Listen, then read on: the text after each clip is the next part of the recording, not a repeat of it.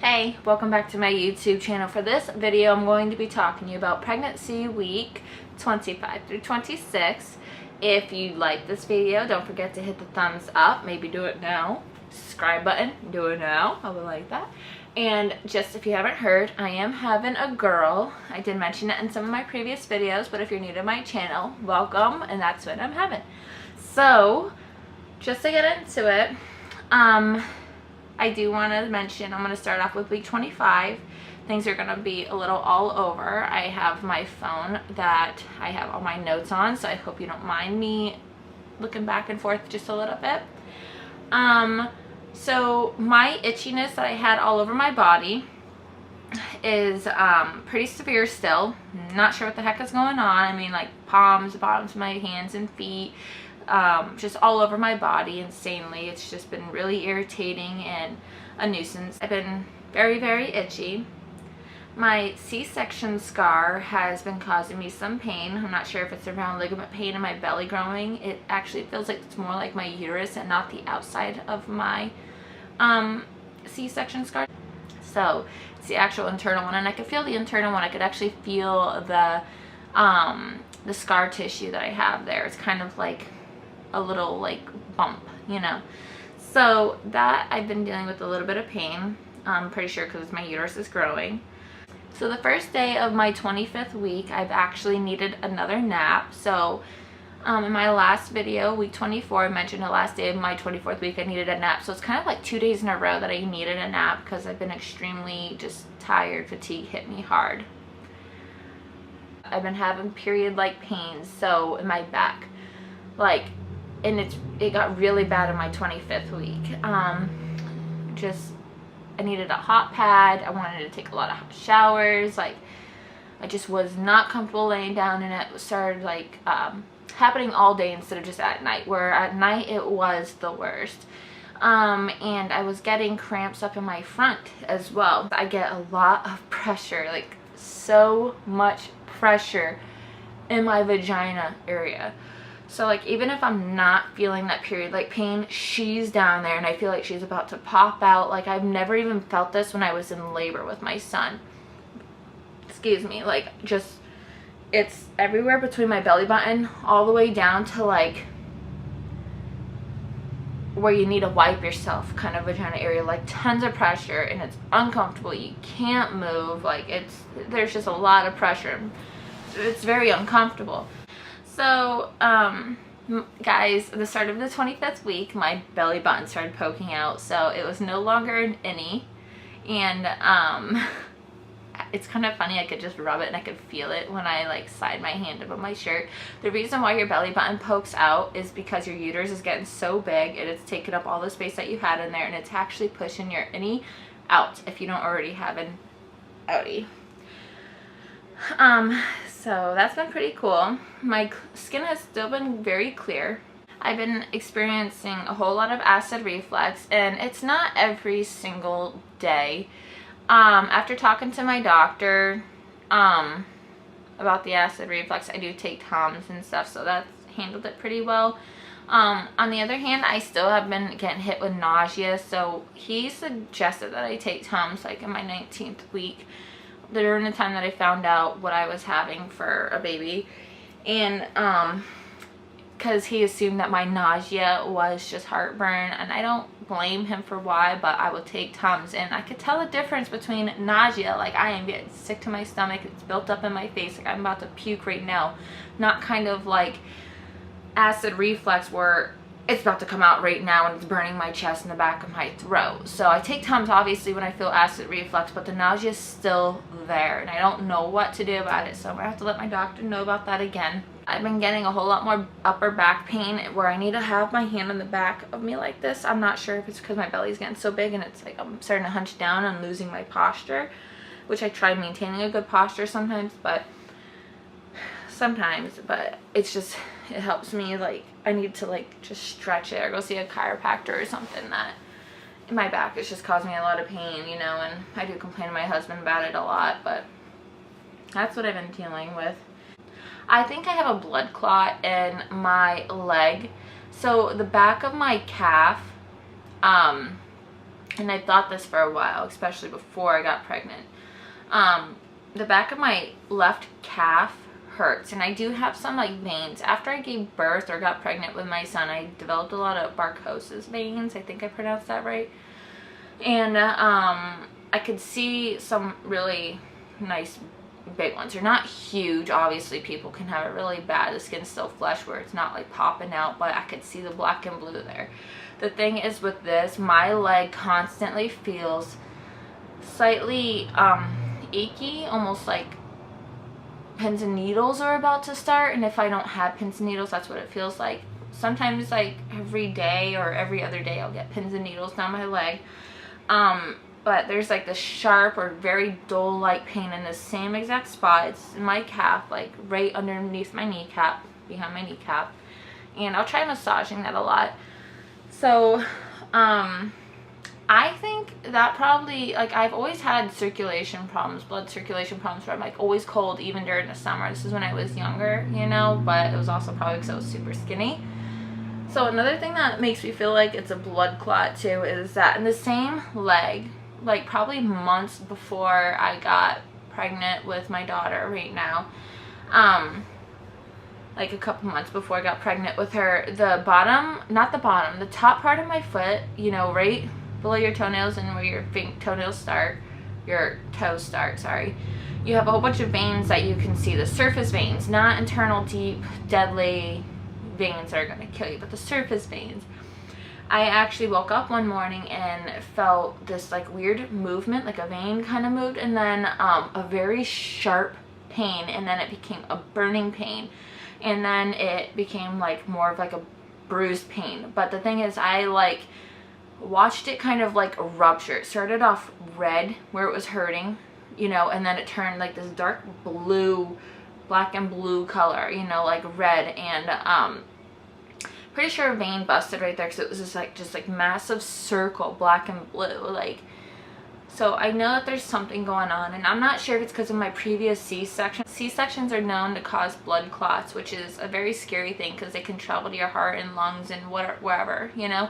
And I do want to let my doctor know about this because it has been a concern to me, especially how bad my leg feels.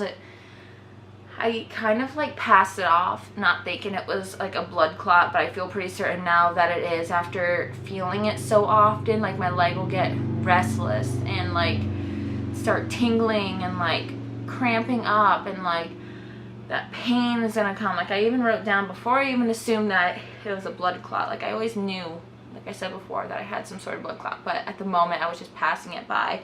And one day I felt restless foot, constantly tingling, and then I wrote down leg pain, possibly round ligament pain. Like I didn't know if you can get that in your calves, but I was just like thinking to myself, like, okay, let's just get real. Like this is probably an actual freaking blood clot from the stuff that I was going through. In my last video I mentioned how I bled for 6 months after my C-section, and my doctor just never cared, my previous doctor. And I'm pretty sure this doctor's gonna care. So I need to see him, call, and figure out what the stuff's, like what's gonna go on, like what do they want me to do, take blood thinners, and just, I don't know if they want me to go see my pediatrician instead, or, you know, I just don't know what to do. But right now, currently, it's bothering me still, like this foot thing, this leg, and it's all day where I feel like I constantly need to stretch it, like there's like a achy muscle kind of like feeling constantly. So that's what I've been dealing with, and I'm not sure if it's my last C-section was actually the cause of it. I wrote down that on the 25th week, that in the middle of it, my breast actually started hurting again. So breastfeeding and anything touching my breasts became painful again. That did subside a little bit. Like it only occurred for like one day. Like my breasts were just going through some hormonal things, trying to get some things in check, you know. So I dealt with that. I was getting emotional, but yeah, again, I was happy. I had very clear skin. I think I just mentioned that previously.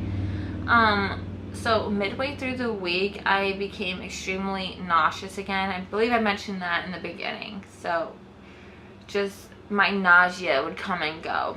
Just sort of like with my acid reflexes would do. Like I haven't had acid reflux in the last couple days, but I do expect it to come again any day now. Fatigue is still present, and I had some energy, but I really felt lazy. Like I just needed to sleep and lay down, and obviously there's a growing baby in me and I do need a rest when I need. So that was that for 25 weeks. For 26 weeks, not too much going on still. Baby's crying. Can you say hi? Say hi. Someone just woke up from a nap. Oh, my little baby.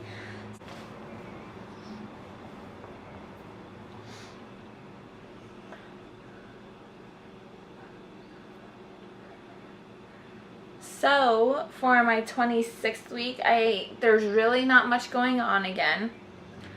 I have been having horrible acid reflux that, you know, it just intensifies. It's not that it's occurring a whole lot more, because currently don't have it at the moment, and I would normally have it all day if I had it. No. Sorry. And I really feel certain about the blood clot, and because that's just been going on for so long that my mind's just really set on that, and I still been feeling tons of back pain throughout the week. That's really it. Other than everything I mentioned for my 25th week video, there's more going on during that week than there is currently now. I did get my a plan together for a low carb diet plan. So for like the last couple of days, it's been sort of boring but pretty good. I made a stuffed mushroom, so basically I left out the noodles, which is carbs. I've been having tons of sweet cravings and salty cravings, but that's really it. I got a couple things from my daughter, so I will go ahead and share those with you in the next video. So right now with my daughter, I'm trying to get her nursery set up. I did finish painting. I waited for another can of paint so I can just finish one more coat along the walls and some wooden stuff. My son, he was throwing a few tantrums, quite a few tantrums a couple weeks ago, and this week he's finally done better and has been using his words a whole lot more. So I've been feeling a whole lot more relief from stress. Would you guys like to see like an update on Roe? I'll go ahead and make a video if you want to see one of those too. So that's really it. I really have nothing else to really say and share other than those few things. So I hope you enjoyed this video. Please don't forget to give me a subscribe and thumbs up, and you can follow me on Instagram as well. I do post a lot more on there, not daily but a lot more, and I do post stuff in my stories, so you can follow me along on there. I noticed that there's been some other moms who are literally going through the same thing that I am. Started off with pre-pregnancy weight, and their weight gain is the same that I am right now, and they're just as far along as I am in pregnancy. So it's pretty cool having to share those experiences. A lot of people, I don't get any comments on my YouTube, but I do talk with a lot of moms that find me on Instagram, which is pretty cool. So you can go ahead and find me at Angelic Life, ANGELIC.LYF. For my Instagram. I do use Twitter, but that's just like nothing's going on with that. But I really hope, you know, I just want to thank you for watching my videos. I really do appreciate it, and the subscribers that I do have. So my goal is to still get more subscribers, and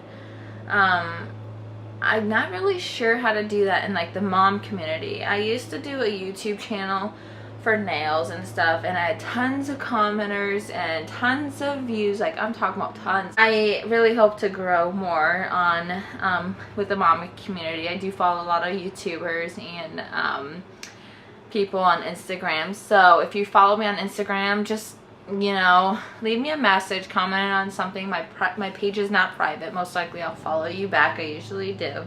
Pretty inspired by other moms. So anyways, I just want to thank you for watching my YouTube channel. See you soon. Bye. Do it again. Say bye.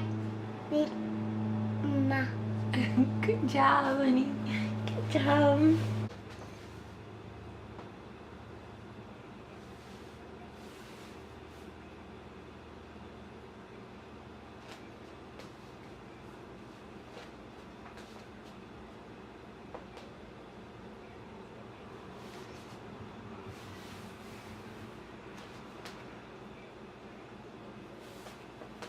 Check and feel that my uterus is up here.